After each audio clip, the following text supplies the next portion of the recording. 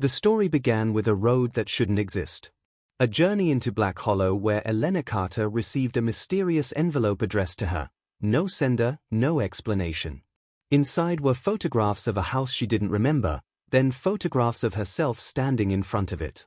The road disappeared into a wall of fog, reality fractured, and a man appeared who knew her name, and claimed she had been there before. Worse still, he said she had died here more than once. Each attempt to escape only reset the loop. Then came the impossible revelation: there were multiple versions of Elena. One trapped. One warning her. One smiling outside the car with an envelope in hand. And now, everything was about to converge. Elena stared at the woman outside the car. Her own face. Smiling. Holding the envelope like an invitation. The fog behind her twisted unnaturally, as if the air itself was bending around her presence. Inside the car, the man in the back seat whispered urgently, "Don't take it." Elena's hands trembled. "If I don't, what happens?" The man's voice tightened. "Then you stay here." Broken between versions. Forever repeating the same failure.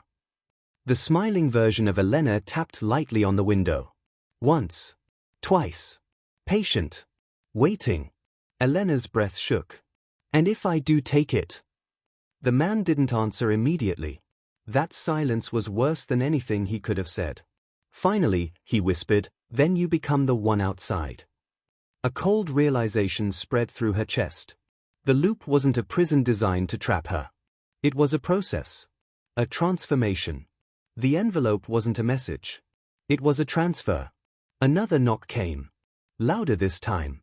The outside Elena tilted her head slightly, still smiling, as if amused by the hesitation. Elena looked at the envelope on the seat beside her. The first one. The one that started everything.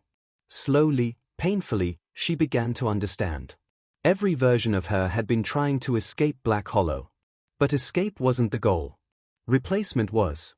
The man in the back seat spoke again, softer now. "I was you once." Elena froze. "What?"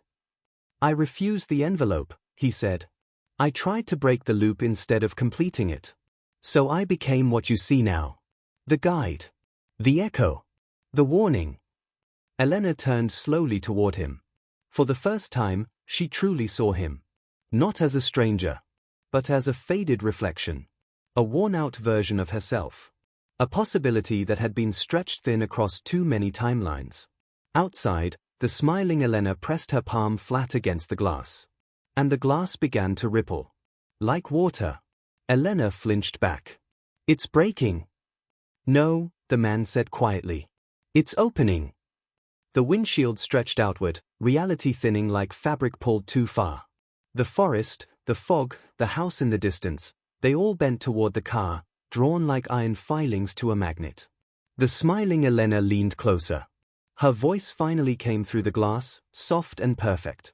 "It's time to come home." Elena shook her head. "This isn't home."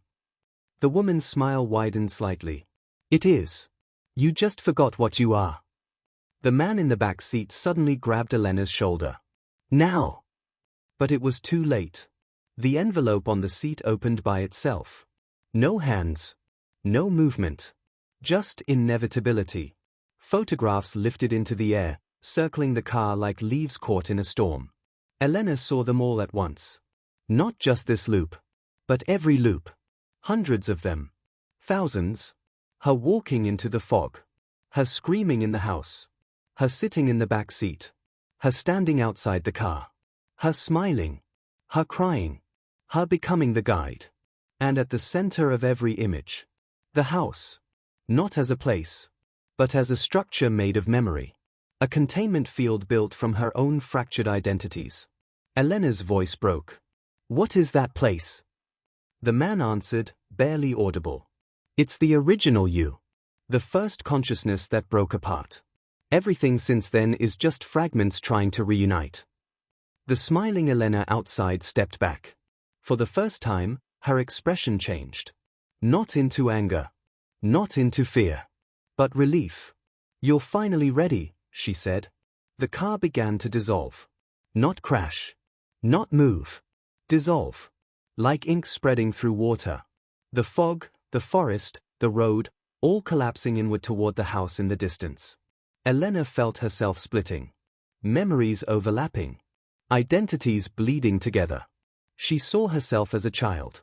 As an adult. As the guide. As the one outside. As the one inside. And then, she understood. Black Hollow wasn't a location. It was the mind after trauma. A recursive attempt to protect itself by splitting pain into infinite versions, each one living the story differently so none of them had to feel it all at once. The envelope wasn't a trap. It was integration. The man in the back seat looked at her one last time. Not as a stranger, but as acceptance. "Don't fight it," he whispered. "Let them become one."